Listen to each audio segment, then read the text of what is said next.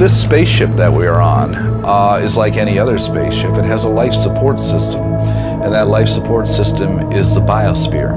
And it provides us everything we need to live on Spaceship Earth. The food we eat, the energy that we need, the light, it regulates the temperature, it regulates the weather. And the biosphere is maintained by a crew of citizens on board Spaceship Earth. And that crew are all of these myriad of species that share this planet with us. So we're all in it together that way. But many of the crew are more important than others. Some species are just plain passengers, not doing really too much, but having a great time entertaining ourselves.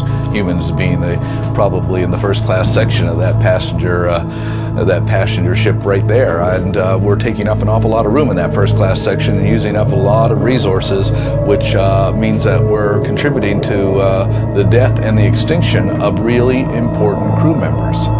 Those species that run this planet, that provide the oxygen that we breathe, that provide the food that we eat, that regulate the weather. The most important, of course, being bacteria and plankton and algae, and then followed up by insects and worms and then fish. People get upset when I say that worms are more important than people, but on Spaceship Earth, worms are more important than people because we need the worms to run the spaceship. We don't need people to do it. Passengers are just sitting around, but the worms are making it possible for us to be here. We need the worms, but they don't need us.